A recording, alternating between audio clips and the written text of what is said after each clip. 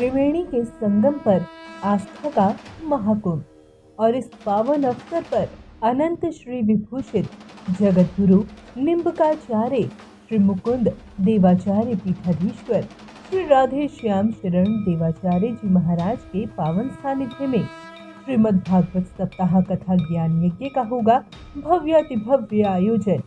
इस दौरान प्रतिदिन होगा प्रवचन, अखंड युगलनाम महामंत्र संकीर्तन, साधु संत सेवा, अन्न क्षेत्र भंडारा। दिनांक 10 जनवरी से 12 फरवरी 2025 तक कुंभ स्थल मुक्ति मार्ग प्रयागराज। साथ ही यदि आप इस दौरान कल्पवास कर साधु संतों के लिए भंडारा सेवा आदि कर पुण्य लाभ अर्जित करना चाहते हैं तो शीघ्र ही संपर्क करें। नोट: आने वाले भक्त 1 महीना पूर्व रजिस्ट्रेशन अवश्य कराएं ताकि आपके रहने हेतु समुचित व्यवस्था की जा सके। अधिक जानकारी के लिए संपर्क करें।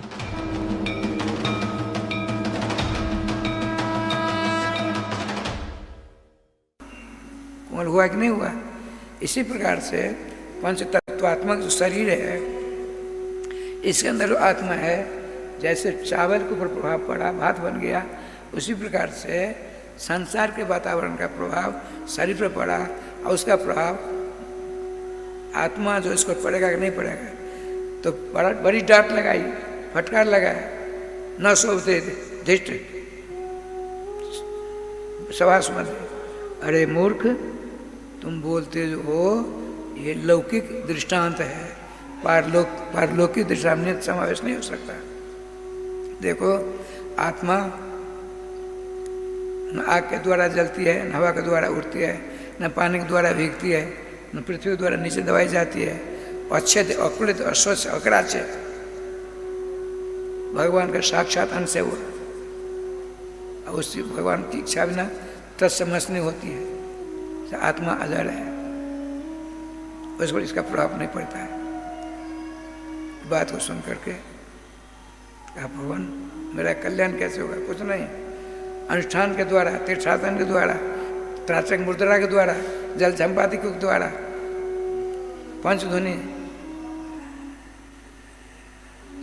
84 ध्वनि, कोट ध्वनि के द्वारा भी कल्याण नहीं होगा। बिना महत्पात्र जो सका, जब तक संतों के चरणों के चरणामृत रूपी गंगा जल के द्वारा अपने आप को अभिषेक नहीं करोगे, उनका पान नहीं करोगे, तब तक कल्याण नहीं होगा।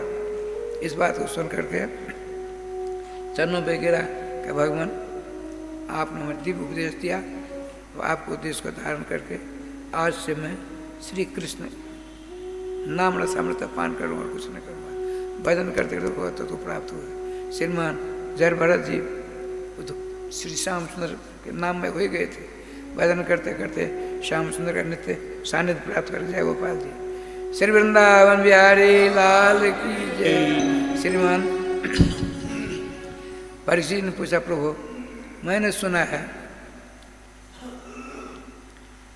परम पातकी वेश्या के द्वारा 10-10 बच्चे पैदा करने वाले आज मेरा कल्याण हो गया। कैसे हुआ प्रभु? बताने कष्ट करेंगे। बच्चों सुनो, आपने कहा, मैं श्रीमान सुखदेव जी कहते हैं, मैं एक बार दक्षिण भारत से आकाश मार्ग से जा रहा था उत्तर भारत। एक पर्वत के शिखर पर भगवान अगस्त जी महाराज शालाग्राम की पूजा कर रहे थे। श्री सुखदेव जी कहते हैं राजा परीक्षित को, सुनते हैं, मैं आकाश मार्ग से जा रहा था उत्तराखंड का, एक पर्वत के शिखर पर कुंभज ऋषि, अगस्त ऋषि को राजस्थान अगस्त जी को मैंने देखा, शालाग्राम की पूजा करने वाले थे। मैं पहुंच गया, मुझको देख रहा, आओ आओ आओ आओ, कृष्णार्थी सुखदेव जी आओ।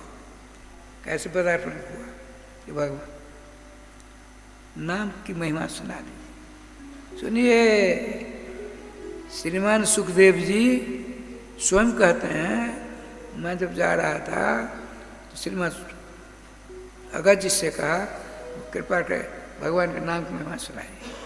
उन्होंने क्या सुनाया सो सुना देता हूँ। हरिम अर्चन कहते मासा। श्रीमान कुंभ ऋषि ने भगवान सालग्राम को अपने हाथ में रख करके, अर्थात सालग्राम भगवान को साक्षी करके हमको जो सुना है मैं तुमको सुनाने जा रहा हूँ। इतिहास में हम पुण्य भगवान को संभव कथिया मां समझ लियो आसन महाराज मर्ष्य स्पष्ट है भागवत जी में। राधे श्याम, राधे राधे श्याम में राधे। श्री सुखदेव जी कहते हैं सालग्राम, सालग्राम भगवान कौन है जानते हैं? सुंदरी जी। आज बड़ा पुराण में आया है, भगवान श्री कृष्ण गिरिराज जाते हैं, गए कभी गिरिराज जी? जेठ महीना की भयंकर ललाटन तक बस्तुर, भयंकर राज्य में गर्मी थी, लू की बारिश हो रही थी। श्री कृष्ण अकेले लीला करनी थी। एक चट्टान पर बैठे तो आपके मस्तक से पसीना का एक कण गंडक पर से नीचे बड़े देर पर गिरी, बूंद गिरी। उस पसीना के कण ने परम सुंदरी का उदाहरण कर दिया। उसके हवा प्रभाव से दसों दिशाएं चकमक होने लगी, लेकिन रोने लगी। भगवान का देवी तुम कौन हो? सब कुछ जानते भगवान। उसने कहा, प्रश्न है भगवान पूछे तुम कौन हो देवी? तो देवी ने कहा कि भगवान गण प्रदेश से पसीना के कण से निकली है। उनका तुम मेरे बेटे बनो, हम तुम्हारी माँ बनना चाहते, तुम मेरे बेटे बनो। भगवान का सुनो, तुम्हारी इच्छा की मैं पूर्ति करूंगा, अभी नहीं। तुमको देवी नदी बनना पड़ेगा, अब मैं तुम्हारा पुत्र बनूंगा। तुम नदी, गंड की नदी नाम से कहलाओगी। गंडक कहते हैं अपने नेपाल में। तुम गंड की नदी बनोगी, अब मैं तेरा बाला बनूंगा, सालग्राम मेरा नाम होगा। तो गंड की नंदनम बंदे लोग कहेंगे, गंड के पुत्र सालग्राम। वही सालग्राम भगवान, सालग्राम आया है, सालग्राम समापूज्या समेषु द्वितीयम नहीं, विस्मा नहीं पूजा अस्ति, विस्मेस्तु त्वेक एवं। सालग्राम सम सालग्राम की पूजा होनी चाहिए, 4, 6, 8, 10, 12, 18, 20, 22, लेकिन 2 की नहीं होनी चाहिए। सालग्रामा समापूज्या, सम्मान 2 करना, विस्मान 1 होता है। सम सालग्राम पूजा, लेकिन सम में 2 की नहीं होनी चाहिए, 4, 6 होनी चाहिए, 2 की नहीं। और विस्मान पूजा था 3, 5, 7, 9, 11, 13, 15, 17 की नहीं होनी चाहिए, 1 की होनी चाहिए। राजन तो वही सालग्राम श्रीमान सुखदेव जी कहते हैं, राजन भगवान कुंभ ऋषि अगस्त्य ऋषि मेरी प्रार्थना सुनकर सालग्राम भगवान को साक्षी करके हमको कथा सुनाई। मैं तुमको कहता हूँ सुनो। कन्नौज बस्ती है, कन्नौज उत्तर प्रदेश में। उस गांव में, उस कन्नौज बस्ती में बहुत से लोग रक्षा ब्राह्मण से वैश्य रहते थे। एक ब्राह्मण देवता थे जिनका नाम था अजामिल। उनके वयोवृद्ध माता पिता थे।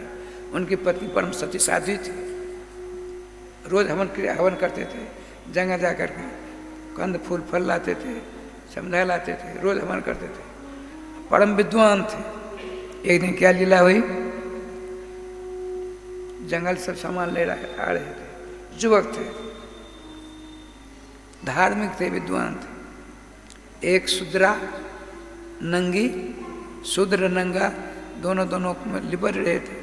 उस स्त्री को देख करके, उसको उल्टा को देख करके, वेश्या को देख करके इनका धैर्य समाप्त हो गया। समझा फेंकी, कहा देवी चलो हमारे। भगवान ब्राह्मण देव ऐसा मत करिए, आपकी परम सुंदरी सती साधु है, आप ब्राह्मण हो, आप बड़े विद्वान हो। नहीं नहीं, तुम्हारे घर की मालकिन बनाओ, मैं तुमको अपने घर की मालकिन बना कर रखूँ। ले चले गए। श्रीमान कुंभ ऋषि कहते हैं सुखदेव जी, सुखदेव जी कहते परीक्षित जी को अपने माता पिता घर से बाहर कर दिया। सती साधु का चले जाओ यहाँ से। सती पत्नी ने कहा, देव रसोई रोटी बाटी करने के लिए आपको नौकरानी चाहिए ना, मुझको नौकरानी रोटी बाटी करने रख लो। बोले बिल्कुल नहीं। परम सुंदरी थी, ये काली कलोटी थी, लेकिन दुर्भाग्य जो आता है सबको परेशान कर देता है।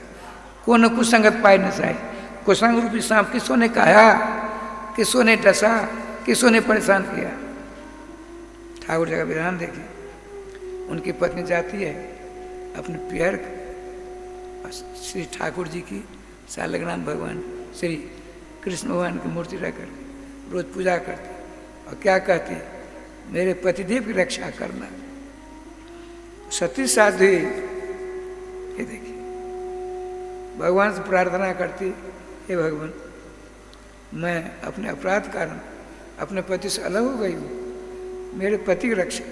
जो पतिव्रता पत्नी अपने पति की रक्षा का भार नीलमणि पुराण पुरुषोत्तम श्री श्याम सुंदर से याचना करे, क्या भगवान सती साध्वी स्त्री की याचना ठुकरा देंगे? संभव नहीं है। इस प्रकार उनका दिन बीत रहा था। इधर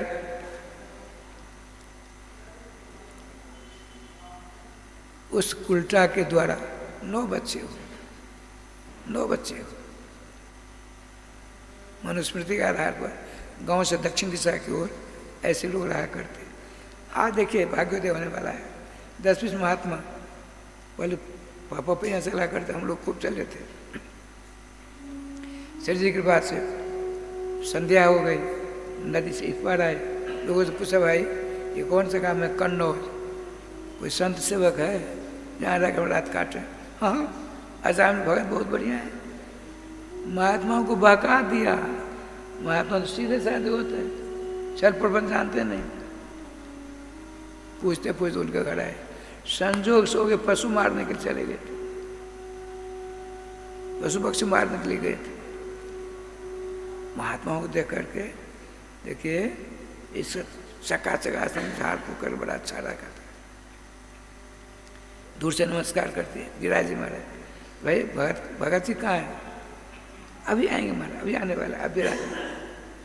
हमको सब ने कहा तुम्हारे यहाँ संतों की सेवा होती है। वो समझ गई, किसी ने बहकाया इनको।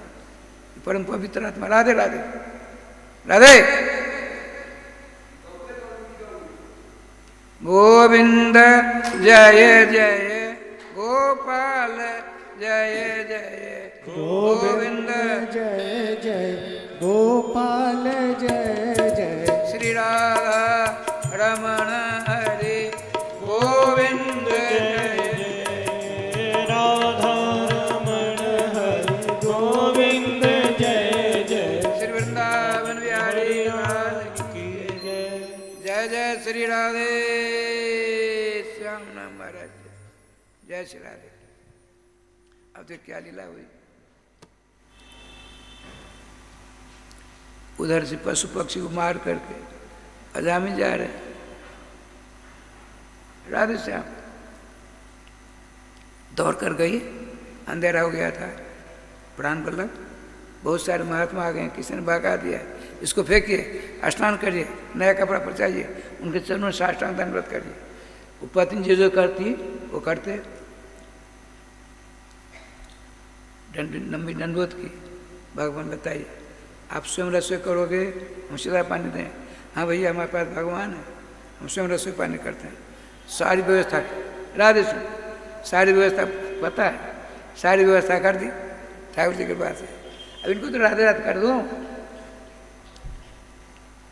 श्री जी की कृपा से क्या लीला हुई, ठाकुर जी भोग लगा। भोग लगने के बाद सब बैठे, बोले आप भी बैठे, नहीं आपके सिर प्रसाद पाएंगे। आज हम बड़े विद्वान थे, ठाकुर जी की कृपा से क्या ले लिया सो देखिए। अब सब महात्मा बैठे, अब जयकार होगी। अजामिल जी की जय, उनकी पत्नी की जय, इनके लड़के बच्चे कुटुंब परिवार की जय, गांव बस्ती की जय। महात्मा संत के मुखारबिंद से इतनी बार जय जयकार हुई है, इनके पाप छीन होते जा रहे हैं, पाप छीन होते जा रहे हैं। बड़े आनंद साथ प्रसाद पाते हैं, सबसे विश्राम करते हैं। अजामिल जी का तो राय श्याम जी पढ़े लिखे थे, पूर्वजन का संस्कार जागृत हो गया।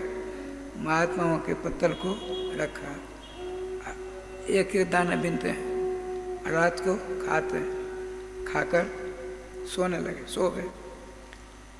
स्वप्न में क्या देखते हैं, जमराज आता है, उनको परेशान करता है। मेरे मुख से नारायण नाम निकला। इतने में भगवान 4 दूत आते हैं, उन दो सबको भगा करके मेरी रक्षा करके चले गए। सवेरा हुआ स्वप्न देखा, महात्मा स्नान करके करने गए। लोगों ने पूछा, कहा थे बाबा जी हो, अचानक भट गया तो बड़ी सेवा की, आप लोग गए कहाँ चले गए?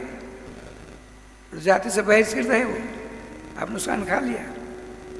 भैया तुम लोगों ने बताया था, हमने तो आपको हंसी में कही। अच्छा जाए, जो होगा सो गया। या तो स्नान आदि करके आसन वासन पाने लगे। विद्वान तो थे ही अजामिल जी। आपने कहा, महात्मा हम तो पढ़े लिखे, धर्मशास्त्र कहता है दामाद और साधु यदि स्नान कर लिए हैं बिना भोजन किए उनको नहीं जाने देना चाहिए। साधु महात्मा है आपके यहाँ, स्नान कर लिया है, आप भूखे चले जाएं आपको अपराध लगेगा, दोष लगेगा, पाप लगेगा। आपका दामाद जमाई आ गए, सवेरा हुआ स्नान कर जाने लगे तो कुछ न कुछ खुला दो, भूखे नहीं जाने देना चाहिए। भगवान कुछ नहीं भैया, नहीं भैया अब तो हमको जो हो गया सो गया, मेरा कल्याण कैसे होगा? देखो तुम्हारी सेवा हमारे ठाकुर ने स्वीकार कर लिया है, तुम्हारा कल्याण होगा, जो मैं कहूँगा करोगे, करूँगा। तुम्हारी पत्नी 9 बेटों की माँ है और 10वां बेटा होने वाले इसके पेट में बेटा है। जब जन्म ले इसका नाम रख देना नारायण। सुनते हैं? महात्मा जी ने कहा, अजामिल जी अपने कल्याण की बात हमसे पूछते हो, बहुत जल्दी कल्याण हो जाएगा। अपने 10वें बेटे का नाम नारायण रखा, नारायण। वो चले गए, समय आना पर बेटा जन्म हुआ, नारायण रखा। जैसा नाम वैसा उसमें रहा सुंदर, साक्षात नारायण समान था। हमेशा नारायण नारायण नारायण नारायण नारायण करता था ठाकुर जी के पास। अब देखिए क्या लीला हुई, समय बीतते देर नहीं लगती। 28वां वर्ष है उनका, 88 वर्ष अजामिल जी का। बुखार तुम्हारे परेशान है, बहुत तगड़ा बुखार है। अकेले घर में, इतने में 4 जमदूत आए। जमदूत के राय श्याम जी बाल लाल लाल होते हैं, फाल हल्के फाल के समान दांत होते हैं, नाक बड़ी गुफा मान होता है, आँख बड़ी गड़ी लाल लाल होती है, बदबू शरीर से निकलती है। उन तीनों को देख करके टट्टी पेशाब हो गया। अब डर के मारे भगवान नारायण को नहीं, अपने बेटे नारायण बोला, नारायण नारायण, 4 अक्षर। नार निकला एक भगवान के दूत, रा दूसरा, 3 यो तीसरा, नो चौथा, 4 भगवान के दूत आ गए। उनके आते ही घर प्रकाशित हो गया। अब वो उनको पकड़ने वाले थे यमराज दूत, सावधान इनका स्पर्श मत करना, चलो दूर रहो। उन जमदूतों में से एक ने पूछा कि जीवन पर श्रद्धारा, आप कौन हो, मुझको रोकने वाले हो? बोले तुम कौन हो? मैं धर्मराज का दूत हूँ। धर्मराज का दूत हो, इतनी गलती करते हो? आप नहीं जानते हो, भगवान दूत से कहते जमराज दूत, आप नहीं जानते। इसने पढ़ा लिखा विद्वान है, एक विषय चक्कर में फंस गया, अपनी सती साथी पत्नी को घर से निकाला, बूढ़े माता पिता घर से निकाल गया, दर दर के ठोकरे खाते, भगवान के प्यारे हो गए दोनों। उस विषय के द्वारा 10 बच्चे पैदा कर लिए। इसने छोटे बच्चों मुझको हमको देख करके हमसे डर करके इसने अपने बेटे बुलाए नारायण। भगवान को तो उनका एक बात बताओ, इसने अपने बेटे का नाम 5 वर्ष पहले रखा। नारायण नाम आज से है, अनादिकाल से सनातन है नाम, सुन ले। इसने अनेक जन्मों के पापों का प्रायश्चित कर लिया, क्योंकि इससे मुख से 4 अक्षरात्मक नारायण नाम निकले। सांकेत्यम पारहास्यम अस्तो हेलन वैकुंठ नाम बना था सागर में, तो संगत के द्वारा राम राम कोई गिर गया, राधे राधे राधे राधे, करोड़ों जन पाप दूर हो जाते हैं। सुनो, जान को लिसा अनजान मिले, वो स्वामी जी इसी का अनुवाद करते हैं, भाव कुभाव अनक आलसों नाम जपत जन मंगल जसो।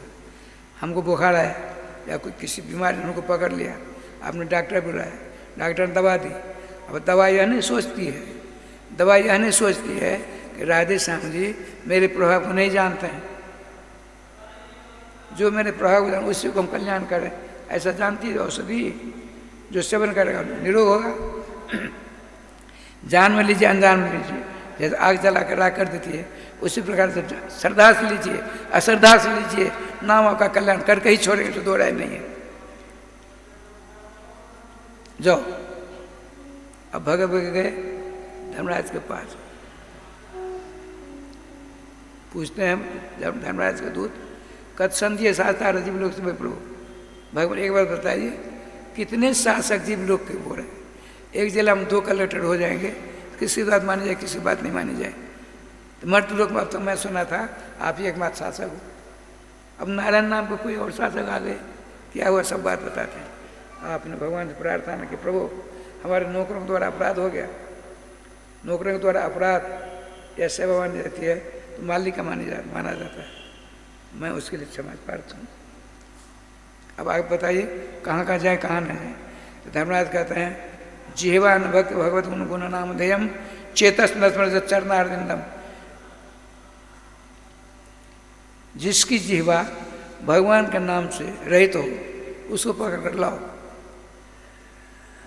जिसका चित्तचोर भगवान का स्मरण न करता उसको पकड़ लाओ, जिसका सर भगवान के सामने नहीं झुकता है उसको पकड़ कर लाओ। जो भगवत संबंधी कर्म परायण है उनके पास नहीं जाना आज से। क्यों? तो अपने भक्त की रक्षा करने के लिए भगवान ने अपने दूतों को छोड़ रखा है। आज होगा तुम बचकर चले आए, राधे श्याम राधे। अब देखिए ये सारा दृश्य देख करके जब जमराज दूत चले जाते हैं, भगवान दूत चले गए, इनमें ज्ञान आ गया, ज्वर बुखार चला गया। वहाँ धीरे धीरे कन्नौज से हरिद्वार पहुँच गए।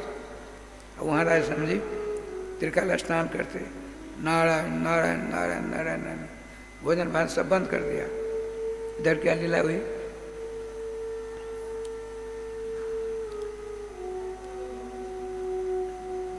भगवान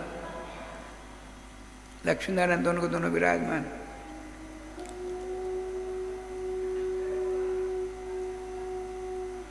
भगवान को दूतों ने जाकर के माता जी से कहा, माँ ऐसी बात है, हमने उनकी रक्षा की, कहीं नाराज न हो जाए। ठीक है जाओ। लक्ष्मी पहुँचते भगवान के पास, क्या बात है? दोनों बैठे। तो ऐसा है बड़ा दुष्कर्म परायण था, पापी था। उसने मरते दम यमराज के दूतों को देखकर डर के मारे अपने बेटे का नाम रखा था नारायण, उसको बुलाया, यह समझकर उसकी रक्षा आपके दूतों ने कर दिया। कभी नाराज मत होना, आपका भी कभी पैजामे से बाहर हो जाते हो। बोले पैजामे से बाहर होने की बात ही है। जब उसने नारायण नाम लिया तो उसको क्यों नहीं लिवा लाया, छोड़ क्यों दिया? सुनते हैं राधे राधे। भगवान नाराज हो गए। अजामिल था, उसने अपने बेटे का नाम लिया डर के मारे, जमदूत के डर के मारे, तो उन्हें रक्षा ही क्यों किया? रक्षा की उनको ले आना चाहिए था। अब लक्ष्मी जी क्या करती? बस सुनो सुनो, कैसे लाते? भगवान विष्णु ने कहा क्यों, एक बार बताओ, अपने विमानों का अभाव है, एक बार बताइए, जो धर्म कर्म करता है, जग साधन करता है, परोपकार करता है, नाना प्रकार का पुण्य करता है, उनको जिस विमान से लाया जाएगा उसी विमान से नाम जप करने वालों को लाया जाएगा। जो नाम जाप करता है उसके लिए स्वतंत्र विमान बनना चाहिए ना। लक्ष्मण रानी रुकती है, राधे राधे राधे। भगवान बड़े खुश हुए विश्वकर्मा से, कहा देखो भाई अद्भुत विमान बनाओ, आज तक न बना था न भविष्य बनेगा। ये तपस्या करना, 1 महीना से भूखे हरिद्वार में विमान बना। लक्ष्मी नारायण चलते हैं, सभी देवता चलते हैं अपने अपने विमान लेकर। वहाँ विमानों का भरमार हो गया। नेत्र बन करके नारायण नारायण नारायण नाम भगवान कृष्ण का ध्यान रखेंगे। विष्णु नारायण कृष्ण वैकुंठ बैठा सर्वा अमर कोश माता है।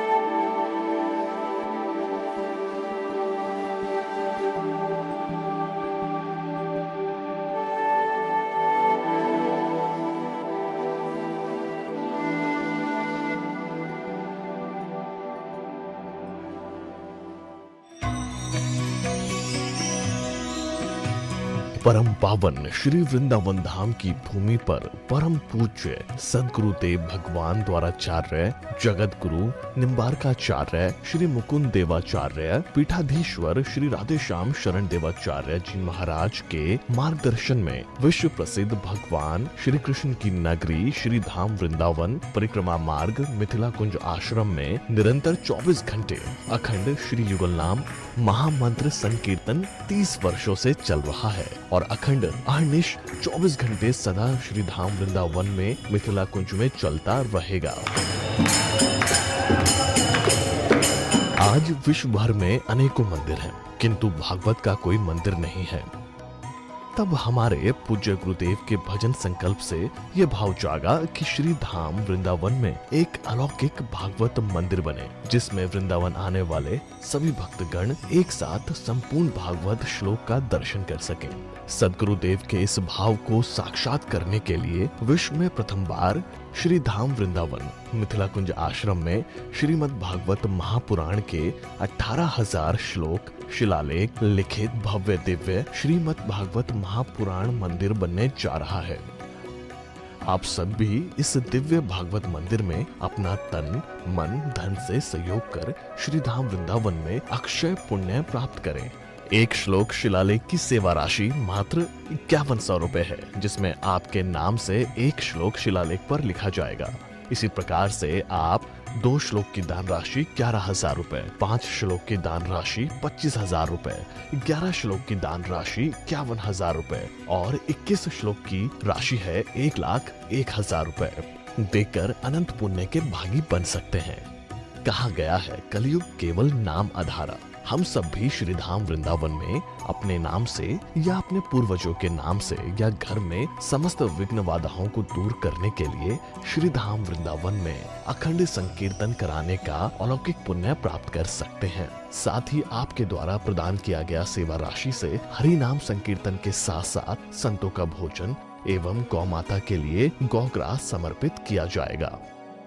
आप निम्न राशि प्रदान कर सदस्यता ग्रहण कर सकते हैं। एक दिन का संकीर्तन राशि मात्र 1500 रुपए, एक माह का संकीर्तन राशि मात्र 15,000 रुपए, 12 माह की संकीर्तन राशि मात्र 21,000 रुपए से आपके नाम से निरंतर अखंड श्री युगल नाम हरि नाम संकीर्तन के साथ साथ साल के 12 माह में 12 दिन 12 संतों का भोजन गौग्रास आदि सेवाएं आपके मरणोपरांत भी चलते रहेंगे। अतः आप एक छोटा सा संकल्प लेकर हमसे जुड़ सकते हैं और श्री धाम वृंदावन मिथिला कुंज आश्रम में आप आजीवन सदस्य रहेंगे। आप वृंदावन में जब भी आएंगे तो आपके रहने की निःशुल्क व्यवस्था रहेगी।